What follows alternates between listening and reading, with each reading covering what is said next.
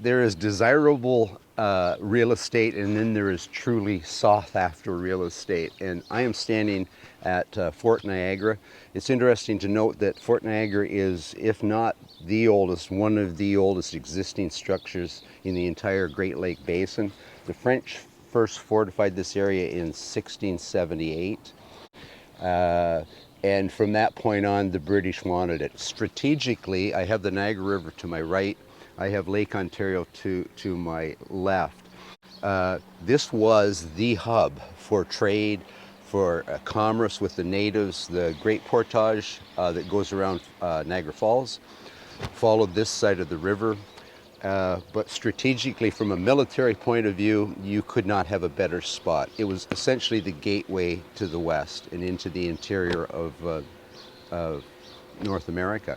So in my wee bits of history, I try to combine synopsis and put together enough that the story makes sense. But I've had the opportunity to interview a couple of very knowledgeable historians.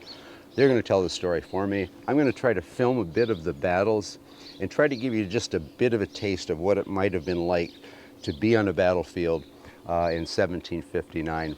This is going to be a phenomenal year for Major General Amherst. He starts his campaign on a three-pronged attack, takes them all, and essentially you could say by the end of this campaign that the North American continent is lost to the French and won by the British. In 1754, a young 22-year-old George Washington will start the French and Indian Wars before war is ever declared, when he fires his first shots on Ensign Joseph Jumonville in the coveted Ohio River Valley. The revolt results, Jumonville, 9 of his French soldiers are killed. This will kickstart the French and Indian Wars. For the first 3 years, the British continue to lose territory in battles, culminating in the humiliating defeat at the Battle of Fort Carillon. Now enter into the picture William Pitt, who takes the office of British Secretary of State. He puts a large amount of money into the effort, and he also increases effort on the European front, where it's called the 7 Years' War, to draw French troops from the colonies. His tactics are very successful. We fast forward to the end of the war, 1763. King George III signs a proclamation declaring a dividing line, making it illegal for any of the colonists to settle west into Indian Territory. This will be the spark that will light the American Revolution, and the soldiers marching off to war here at the Battle of Fort Niagara will soon be, in a very few short years, marching in the American Revolutionary War. So I'm sitting here in front of the fortifications of Fort Niagara, and currently the French are holding the fort. Yes. I have a special guest and a friend. We go back a few years. I'd like to introduce John Sneider. John, appreciate you doing this for me. And you portray Sir William Johnson. Yes, yes. I have to point out that I love history, obviously. We share a passion, but I think of all the characters in colonial America, and the one that fascinates me the most is the one that you portray, sir. Yes, he is a very fascinating character. So he started with his trading with the natives and that, and what set him apart from other traders, the French or the Dutch or whatever, was location, number one. And number two, he was fair. Yeah. You know, he lived with these fair. people. He fell in love with the culture and the people. He married into it. When natives, they were always welcome on his land and at his home. And at any given time, he could have a couple dozen natives just living there for a while, hanging out, passing through, trading. And what set him apart was that, and this is what Hendricks, the Chief Hendricks, noticed about him, because he watched him for a while. And when he finally confronted Johnson, he was like, "You're different. I've watched you trade fairly with my brothers and sisters. You don't get them drunk on brandy and trade with them. You, maybe 3 days after they arrive, they've had their fill, they're sober, you begin your trading with them." And he traded fairly with them. He didn't steal anything. He becomes probably one of the wealthiest, if not the wealthiest, Yes. man in the colonies. Yeah. in that region, that was for sure. But it's through his ability to get the ally, particularly the Mohawk, that you end up on this site. And Yeah. like I mentioned earlier, I'm trying to get in this whole siege, longest siege in colonial America, on this particular fortification. Part I'd like you to maybe elaborate a bit on is, so we've got General Prideaux, who's the head of the British forces here. Yes. And he's, I forget the date, about 3 days before, or 4 days before they actually turn over the fort to the British, he's killed by a mortar explodes, the barrel cuffs him in the The story is that he stepped in front of a mortar or rode past a mortar, and it went off. But now you, Sir William Johnson, your troubles are going to start, because you've got, you're not a regular British. I'm not a regular, but my commission comes from the king. Correct. And your rank is general at the time. So now we've got the general that is in the regular British Army. He's succumbed, and you've got Lieutenant Colonel Massey, who thinks he should take over. He should take over. So I'm curious as what you would think in that time, Eric. Put yourself there. What was the conversation? Well, how did it go where you actually take command? How I believe it went with the Irish temper. That'd work. I have a wee bit of one myself. Is that he saw that how things were going, and he was a big part of it. And Johnson had 945 natives with him, roughly. That's a big force. Yeah. So when the general was killed, Johnson just declared that he's next in command, and he's taken over. Yeah. And I can't fathom him. And we discussed this the other evening. Him saying, "Well, if I don't take command, I'm going to take my natives and go home." He was too dedicated. No, I don't believe. Country. No. But he just asserted himself. We never had to find that out, did we? No, we did not. But I think he strongly asserted himself, even when he had pushback on it, that he was taking command and that was it. And Macy was upset, and he wrote. He backed down and basically said, "Okay, we're gonna let the higher ups settle this." And he shot off correspondence. Yeah. Unfortunately, by the time the correspondence came back, the fort was taken. Yeah. Johnson was the hero for taking the fort, and they left the command with him. Well, we got the first battle coming up this afternoon, and I'm looking forward to seeing how you lead the charge. And I don't think you're going to be successful today. Historically, a couple of days from now, we're going to see a British flag fly over that fort, I suspect. Yeah, they're gonna get their eviction notice sooner or later. John, it's been a pleasure. Thank you. Thank you very much. And with this strand of beads, I ask that your ears be opened and your eyes be opened to the truths that we will speak here today. My brothers, little birds have been talking to me. They have been singing in my ears that there is dissent amongst the Senecas. I am here to assure you that your great white father in England and myself value your support, and we wish that you continue your support on the British side of this conflict.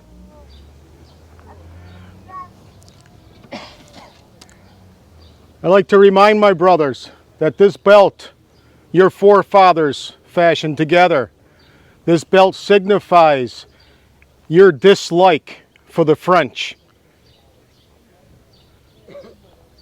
And I offer this up as testament that this is from your people before the British came here.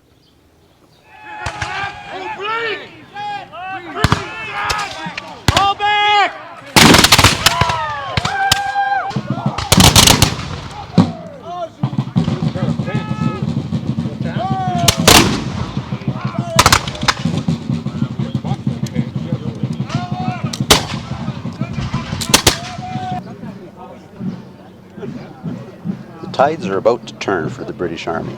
They've arrived on the 6th of June undetected by the French Navy, and they start a siege warfare of the fortifications. Fortification is in desperate need of reinforcements, and I've got Eric Bloomquist with me, who's going to walk us through what transpired during those days following July the 6th. Okay, so I'm sitting here today in the cemetery just outside of Fort Niagara, and I've got Eric Bloomquist with me. Eric, pleasure to meet you. Nice to meet you too. Thanks for coming.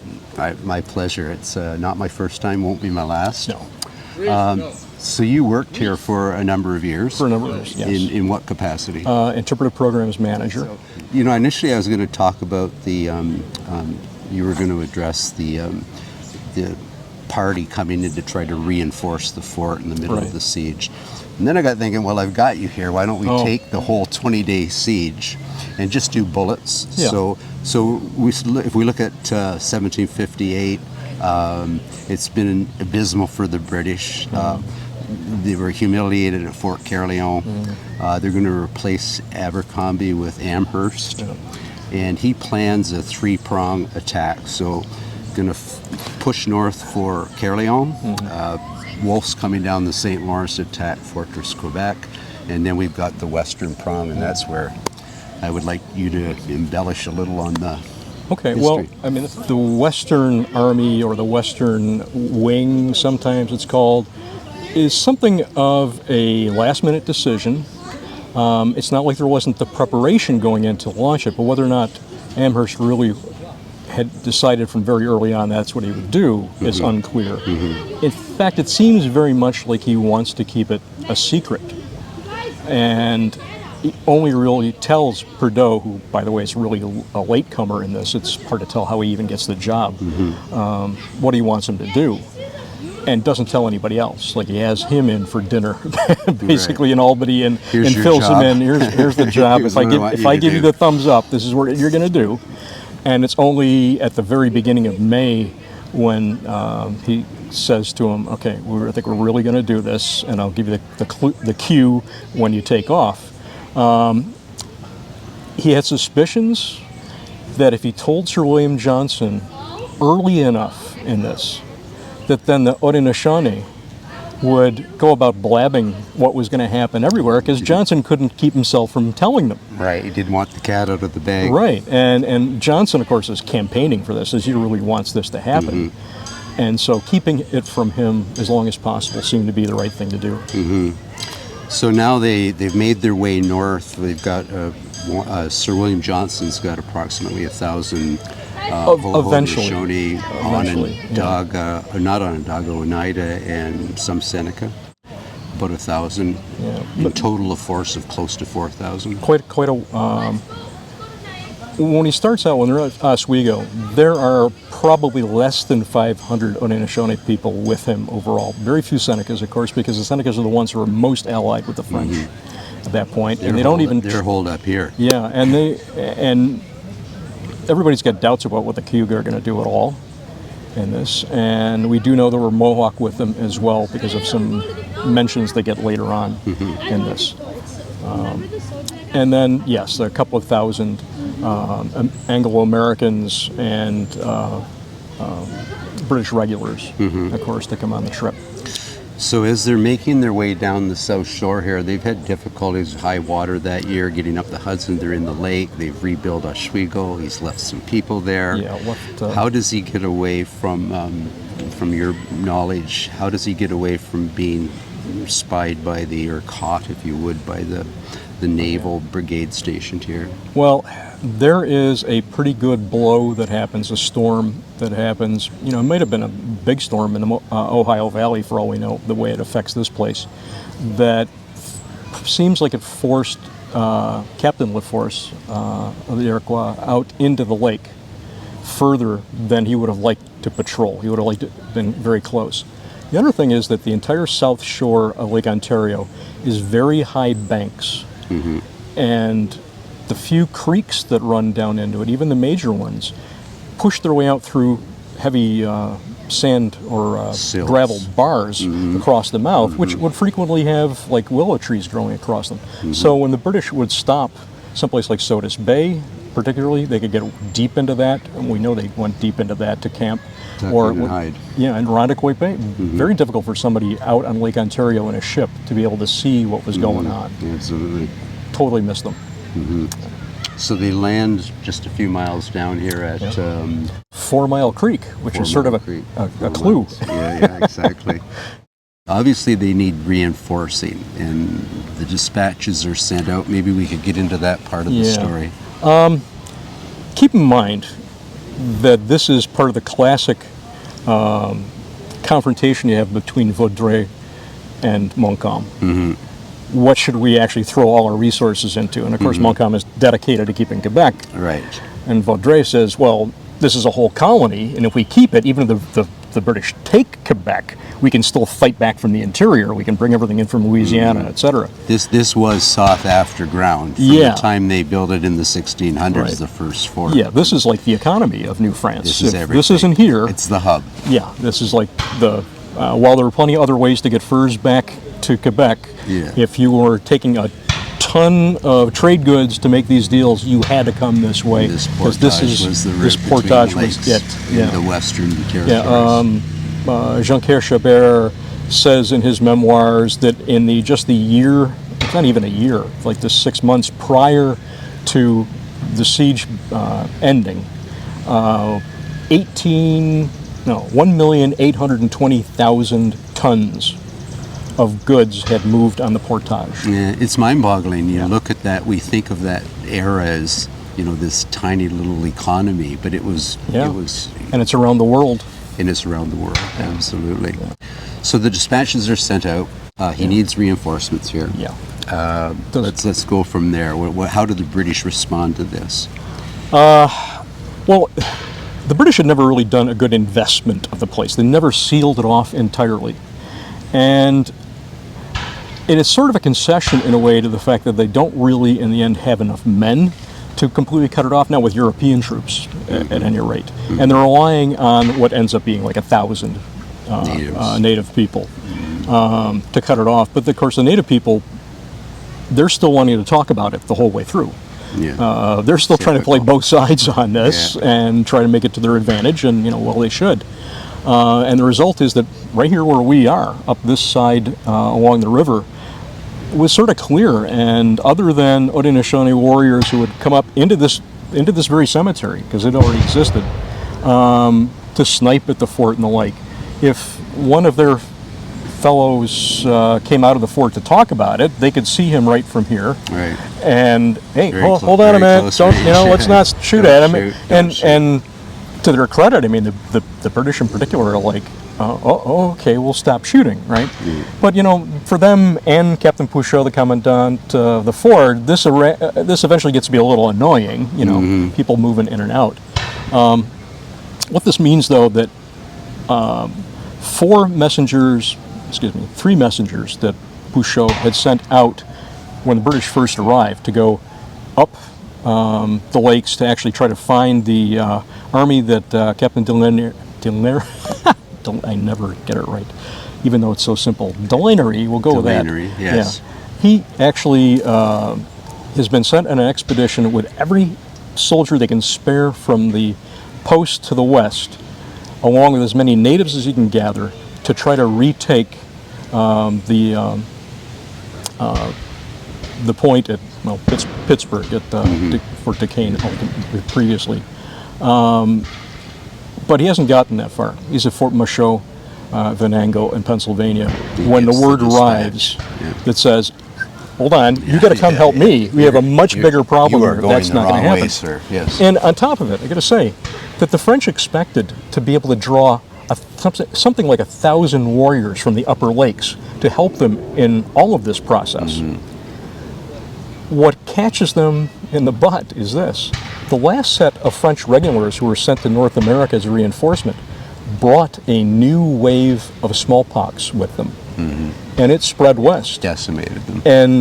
And they all looked at us and went, oh, we don't want to be near any of this. We know there are French regulars at Niagara, for instance. Mm-hmm. We know what they got. Right, we don't want to go there. So Lignery is very lucky to get 500 with him.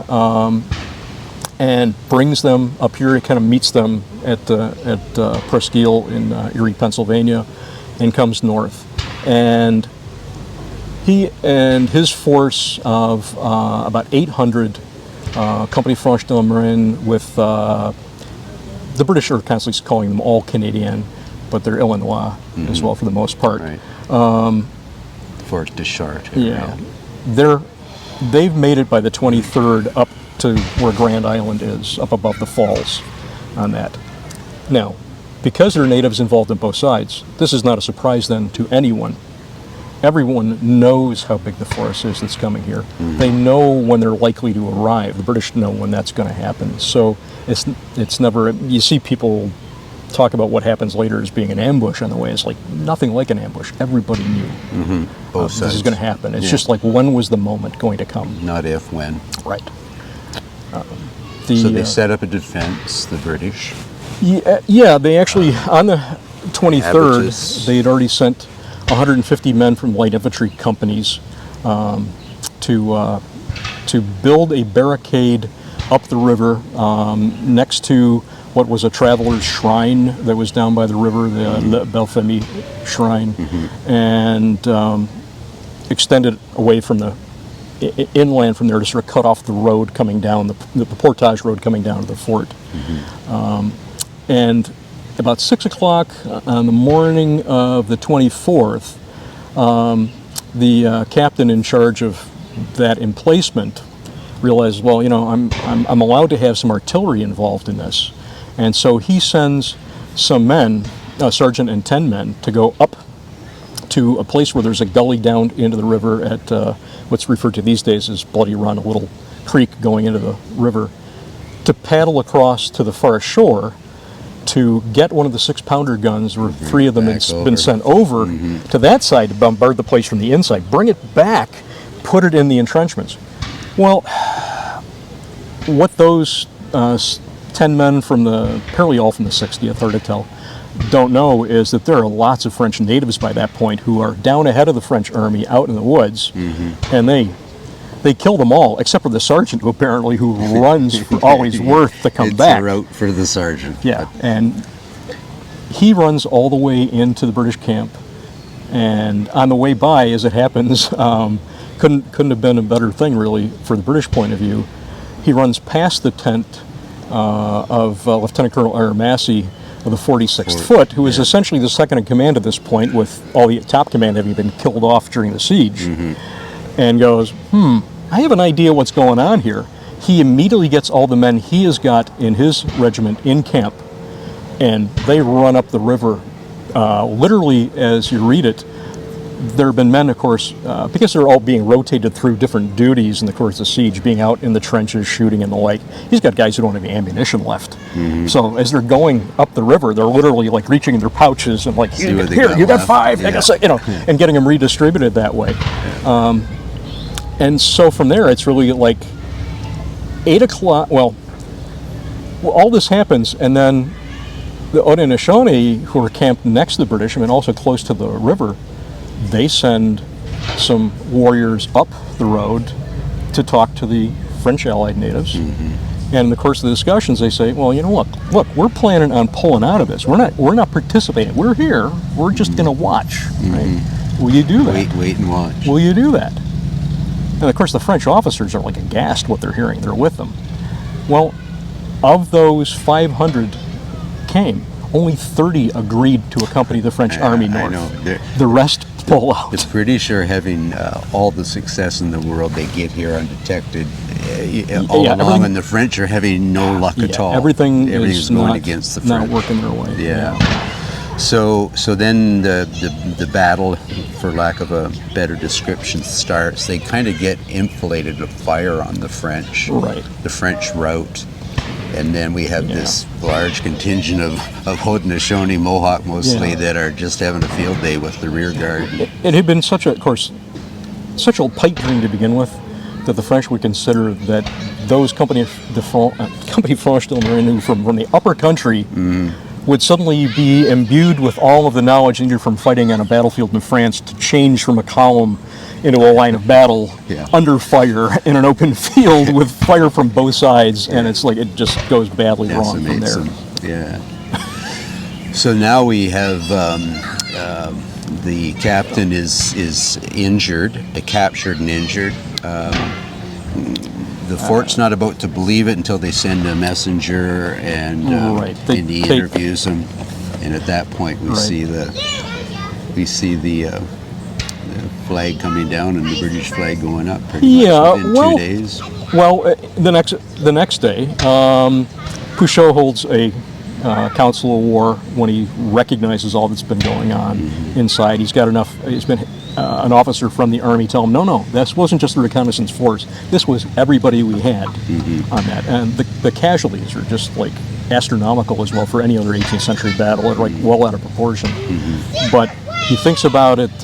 And while there are some who thought they should still fight on, others who thought maybe of escape, he said, "Yeah, this is it. We've lasted as long as honor would dictate that we last." Exactly. And I kind of told him this was going to happen. Pouchot's fatalist as well. He knows going in. Yeah. He's very much a realist, put it that way, about what's going to happen. And so, on the morning of the 25th, they sent out drummer onto the works to beat a parley.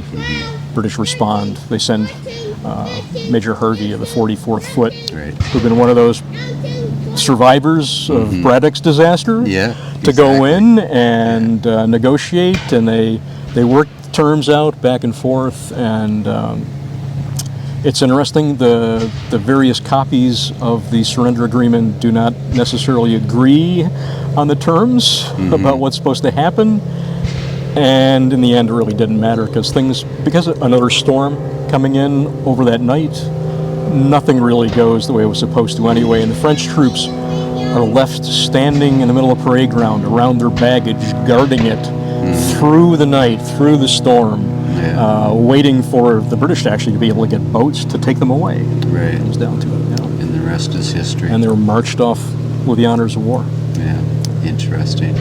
Eric, it's been a pleasure. You've, if it's possible to sum up a major battle on the most sought-after ground in North America, you'd be able to do it in about 10 minutes, I think. Oh no, my problem is, as you could well tell now, I can't shut up. Yeah, well, once I get started. We can keep talking later this afternoon, Eric. Good. It's been a pleasure. Right. Thank you very much for sharing. Yeah, you're welcome. It's gonna go already. The goal's going along again. There you go. We are here to do many blessings for my great-grandfathers. I ask that we all be here in one mind and spirit. Tachida, Nuderados, Sungwayadisa, Yawa.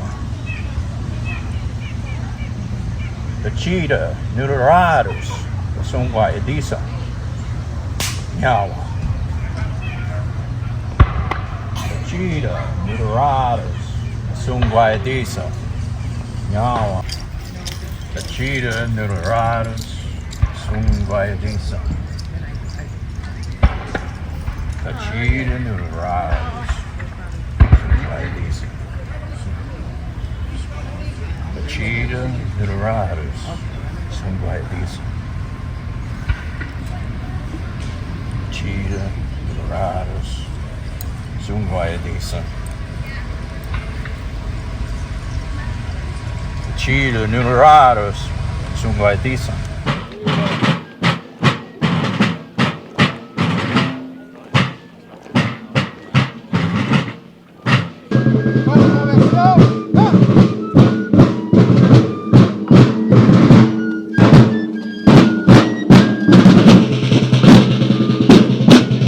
The Mohawk warriors have completed their ceremony and are now entering the battle.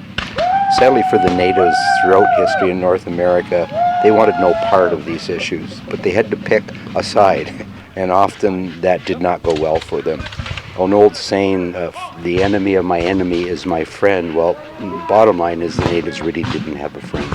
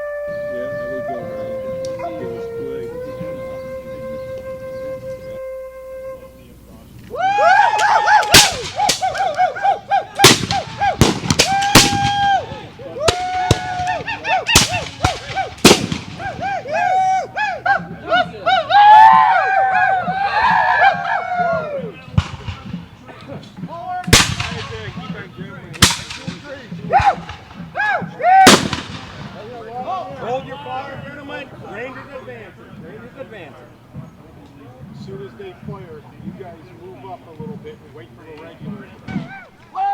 An 18th century battlefield was a chaotic and gruesome scene. Napoleonic warfare of the time had soldiers standing shoulder to shoulder, firing volleys and advancing or retreating in tight formations. You'll notice that the natives fight entirely differently, fighting from the trees.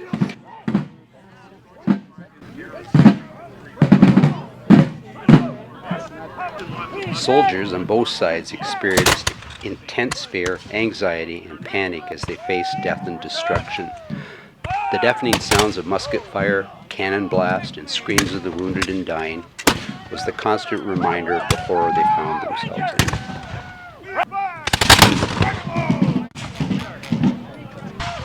Watch out! Get down! All right, Rangers, give them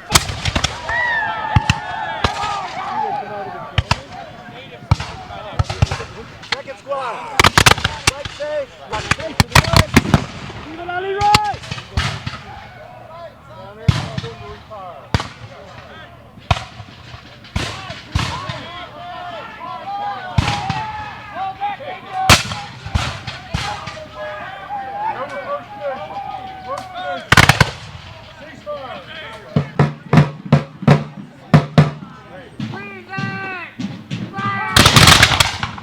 Cannons fired heavy projectiles, causing massive destruction and tearing through troop formations. The smoke and fog from cannons and muskets hung heavy, obscuring visibility, making it hard to breathe. This would often result in what's known as friendly fire, where soldiers fired upon their own. Ready!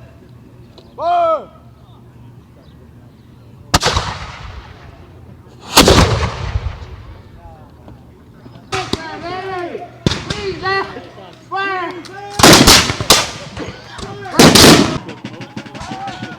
Bodies littered the ground, with some still twitching, others lifeless, with blood pooling and soaking into the earth. The individual soldier wondering if and when it would be his turn.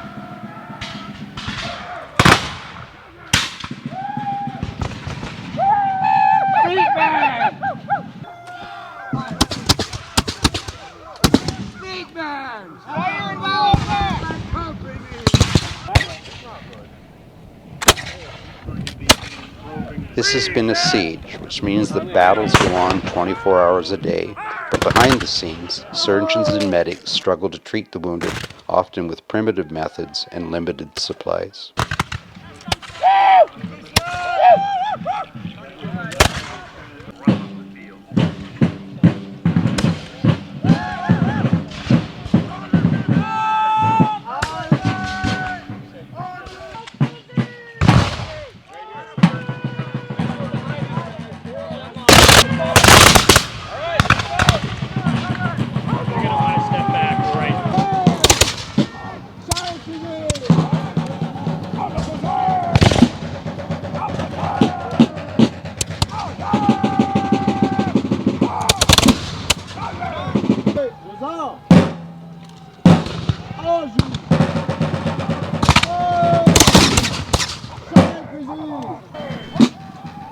One can only imagine the confusion and chaos as officers shouted orders, messengers ran across the fields, drummers beat out signals amidst all the mayhem.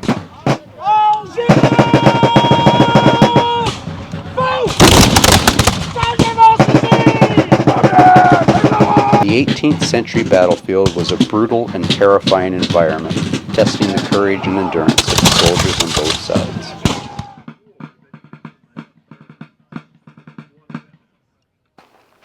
Etiquette at the time sees both commanding officers treating each other with the utmost courtesy and respect as the terms of surrender were presented and agreed upon. So it is July the 26th, 1759, and the French have capitulated and Fort Niagara has fallen. This is going to be a first in a series of victories for Major General Amherst in his 1759 campaign. They have taken Carillon, he's advancing on Fort Frederick, and the coup de grace is General Wolfe is going to take Fortress Quebec. Essentially, with the successful campaign of 1759, Amherst has, we would call it the turning point in this 7-year conflict, and the war for the North American continent, which is essentially over at this point, with the British being the victors. The French and Indian Wars will drag on for a number of years until it is officially ended on February the 10th, 1763, with the signing of the Treaty of Paris. Following the signing of the treaty, Voltaire, while visiting King Louis XV, who is commiserating about the loss of most of France's holdings in the New World, Voltaire famously says, "Do not worry, sire, it is but a few acres of snow." Sadly, the dispute over the remaining unceded territorial lands of the Indigenous people will continue for decades to come.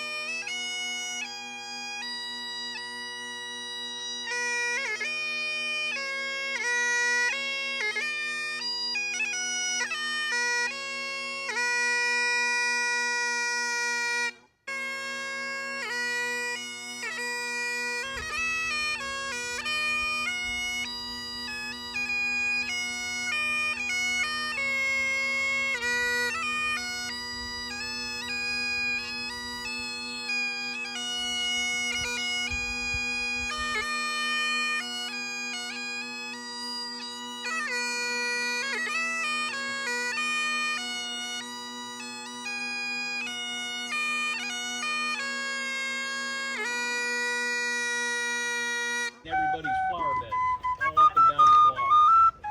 He'd run home and meet her. And be the nicest chicken in town.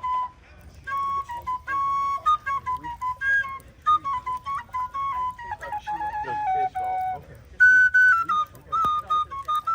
Oh yeah. Il me s'est tapissé quand l'envie vient me prendre. Il me s'est tapissé quand l'envie vient me prendre.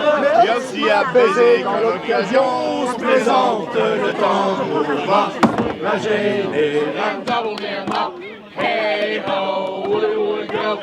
Now you can take my advice. Hey ho.